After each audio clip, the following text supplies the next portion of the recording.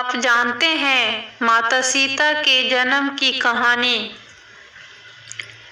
रामायण को हिंदू धर्म का सबसे पवित्र ग्रंथ माना जाता है। इसके सभी पात्रों का अलग महत्व है। प्रभु श्री राम को हम भगवान के रूप में पूजते हैं और माता सीता को भी उनके साथ हमेशा पूजा जाता है। माता सीता प्रभु श्री राम की अर्धांगिनी थी और महाराज जनक की पुत्री थी। उन्हें लक्ष्मी जी का अवतार भी माना जाता है और ऐसा कहा जाता है कि जब विष्णु जी के अवतार के रूप में भगवान श्री राम ने धरती पर अवतार लिया, तब माता सीता ने लक्ष्मी के अवतार के रूप में जन्म लिया। उनकी महिमा ऐसी है कि आज भी प्रभु श्री राम से पहले देवी सीता का नाम लिया जाता है। यदि हम माता सीता के जन्म की बात करें तो आज भी उनके जन्म को लेकर कई कथाएं प्रचलित है। सीता जी का जन्म एक रहस्य ही है। उनके जन्म से जुड़ी बातों का पता लगाने के लिए हमने पौराणिक कथाओं के अनुसार माता सीता भगवान जनक को जमीन के नीचे मिली थी। महर्षि वाल्मीकि जी की रामायण के अनुसार राजा जनक के समय में एक बार मिथिला राज्य में अकाल पड़ गया।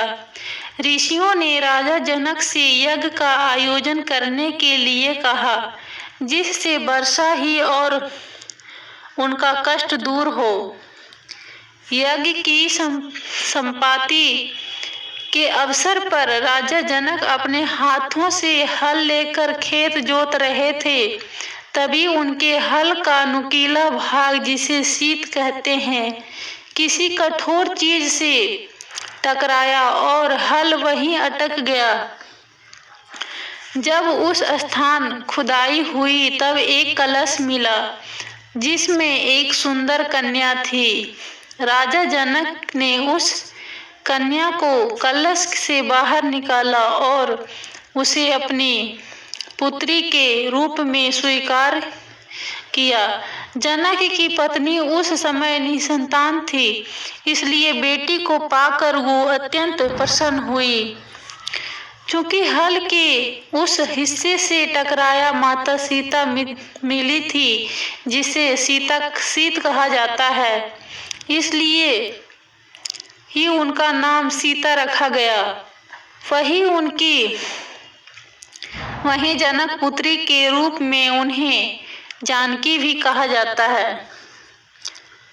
यदि माता सीता के जन्म की बात करें तो एक और प्रचलित कथा है, जिस पर शायद ही यकीन हो। दरअसल रामायण के अनुसार रावण ने कहा था कि यदि उसके हृदय में अपनी पुत्री से विवाह की इच्छा उत्पन्न हो तो उसकी पुत्री ही उसकी मृत्यु का कारण बने। इसी बात को सही साबित करने के लिए एक बार गृत्समद नाम के ऋषि देवी लक्ष्मी को पुत्री रूप में पाने के लिए हर दिन मंत्रोच्चार के साथ कुश के अग्रभाग से एक कलश में दूध की बूंदें डालते थे। एक दिन जब ऋषि आश्रम में मौजूद नहीं थे, तब रावण वहां आया और वहां मौजूद ऋषियों को मारकर उनका रक्त कलश में भर लिया। इस कलश को रावण ने अपने महल में छिपा दिया। उस समय रावण की पत्नी मंदोदरी उस कलश को लेकर बहुत उत्सुक थी। एक दिन जब रावण महल में नहीं था, तब मंदोदरी ने उस कलश को खोलकर देखा।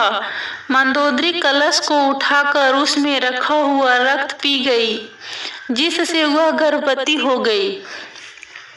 मंदोदरी का यह भेद किसी को पता ना चले, इसलिए वह लंका से बहुत दूर अपनी पुत्री को कलश में छुपाकर मिथिला भूमि में छोड़ आई।